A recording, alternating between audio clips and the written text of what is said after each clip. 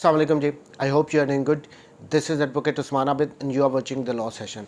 आज के इस सेशन में हम डिस्कस करेंगे कि विरासत में बेटी का कितना हिस्सा होता है। But before coming to the topic, मैं थोड़ा सा ब्रीफली एक्सप्लेन करूंगा कि विरासत की तकसीम का तरीका क्या आ रहा है, क्या है, फिर हमारे लिए ईजी हो जाएगा इस बात को समझने के लिए कि बेटी का हिस्सा कितना होगा।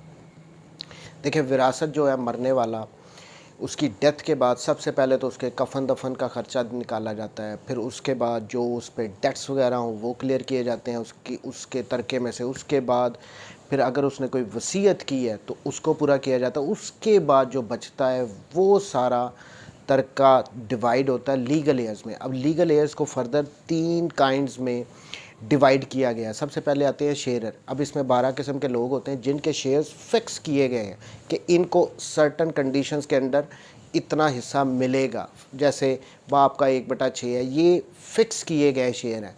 सबसे पहले इन शेयरर्स को हिस्सा मिलता है। उसके बाद जो बचता है वो जाता है रेजिड्यूरीज़ में। अब उसमें 16-17 किस्म के बंदे हैं, उनमें फिर जो बचता है वो शेयरर्स के बाद वो रेजिड्यूरीज़ में जाता है।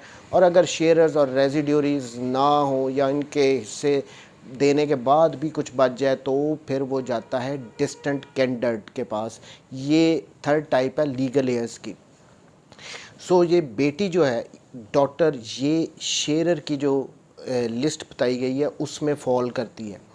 जब भी कोई पर्सन उसकी डेथ होती है तो जो उसका तरका होता है उसका, अगर तो एक बेटी है तो हाफ 1/2 उस एक बेटी को मिल जाता है। लेकिन अगर एक से ज़्यादा बेटियां होंगी, 2 होंगी, 3 होंगी, 4 होंगी, जितनी भी हैं, तो 2/3 हिस्सा उसकी टोटल तरके का वो इन बेटियों में इक्वली डिवाइड होता है। अब यहाँ पे क्लियर कट आ गया कि शेयर, ये जो एज ए शेयरर हाफ मिलना है या अगर एक से ज़्यादा हैं तो 2/3 हिस्सा इक्वल डिवाइड होगा इन बेटियों में। इसकी कंडीशन ये है कि मुतवफ़ी की, मरने वाले की, का कोई बेटा ना हो।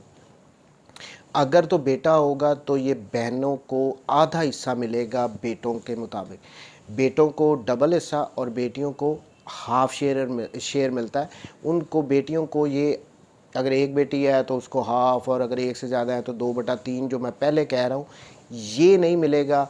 बल्कि बेटों को डबल हिस्सा और बेटियों को उसका आधा हिस्सा मिलेगा, अगर तो बेटा हो, एक से ज़्यादा हो।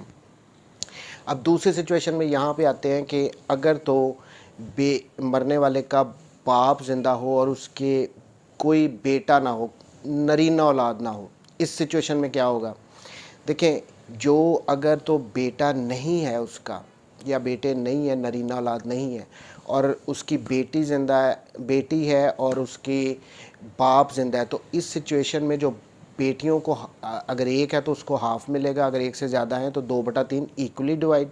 प्लस जो फादर होगा वो एज ए शेयरर, जो उसका हिस्सा फिक्स किया गया वो भी उसे मिलेगा, और जो कुछ बच जाएगा उसके बाद, यानी बेटी या बेटियों को देने के बाद और एज अ शेयरर जो 1/6 है फादर का, वो मिलने के बाद अगर कुछ बचेगा तो वो भी सारे का सारा बाप को ही मिल जाएगा। क्योंकि जो रेजिड्यूरी की लिस्ट है वो तरतीब से चलती है, उसमें ये फादर आता है सन्स के बाद, कि अगर बेटे नहीं है तो उसके बाद बाप को सारा कुछ मिलेगा। तीसरी सिचुएशन, अगर बेटी हो या बेटियां हो और उसके बाद मरने वाले के भाई बहन हो, तो इस सिचुएशन में क्या होगा? देखें, जो इस सिचुएशन में भी बेटियों को, अगर एक बेटी है तो उसको हाफ मिलेगा, अगर एक से ज़्यादा है तो उनको 2/3 शेयर मिलेगा बेटियों को, और जो बच जाएगा वो एज ए रेजिड्यूरी डिवाइड होगा मरने वाले के भाई और बहनों में। अब उसमें भी जो भाई होगा उसको डबल शेयर मिलेगा और बहन को आधा शेयर मिलेगा। अब पहले बेटियों को, बेटियों का शेयर, अगर एक बेटी है तो उसको हाफ मिलेगा, उसके बाद अगर एक से ज़्यादा है तो 2/3 इक्वली डिवाइड होगा। उसके बाद भी कुछ बच गया है और बहन भाई ज़िंदा हैं तो वो उनमें भाइयों को डबल और बहन को सिंगल शेयर मिलेगा, और उनके जितने भी फिर वो चचाजाद भाई या कज़न्स वगैरह वो आ जाते हैं, वो फारिग हो जाएंगे। लेकिन अगर भाई ज़िंदा ना हो, सिचुएशन ये हो कि मरने वाले की बेटी है और उसकी बहन ज़िंदा है, तो इस सिचुएशन में बेटी अगर एक है तो हाफ, और अगर एक से ज़्यादा है तो 2/3 इक्वली डिवाइड होने के बाद जो बच जाएगा वो भी पहले सिस्टर जो है उसका भाई अगर कोई ज़िंदा नहीं तो सिस्टर को एज ए शेयरर भी मिलेगा, जो उसका हिस्सा फिक्स है, जिसको हमने पिछली वीडियो में भी डिस्कस किया था। तो बहन जो है वो एज ए शेयरर भी लेगी, और जो बाकी बचेगा फिर भी अगर कुछ रेजिड्यू बच रहा है तो वो सारे का सारा भी बहन को भी मिल जाएगा। और यहाँ पे भतीजे भतीजियाँ चाचाजाद भाई जितने भी बाकी के रिश्ते हैं वो सारे के सारे फारिग हो जाएंगे। सो आई होप आप सबको ये क्लियर हो गया होगा कि अगर किसी मरने वाले की नरीना औलाद ना हो तो अगर एक बेटी है तो हाफ, अगर एक से ज़्यादा है तो 2/3 उनमें इक्वल डिवाइड होता है। उसके बाद अगर कुछ बच जाता है तो वो रेजिड्यूरीज में डिवाइड होता है। अब रेजिड्यूरीज में बाप आ गया तो वो सारे का सारा बाप को मिल जाएगा। अगर बहन भाई हैं तो भाई को डबल और बहन को सिंगल शेयर जो मिलना था बेटी का हिस्सा निकालने के बाद या बेटियों का हिस्सा निकालने के बाद। इसी तरह अगर सिर्फ बहन जिंदा हो और तो बेटी को बेटियों के हिस्से निकालने के बाद एज ए शेयरर जो रेजिड्यूरी होगा वो भी वापस बहनों को ही मिल जाएगा। थैंक यू वेरी मच जी, टेक केयर, अल्लाह हाफ़िज़।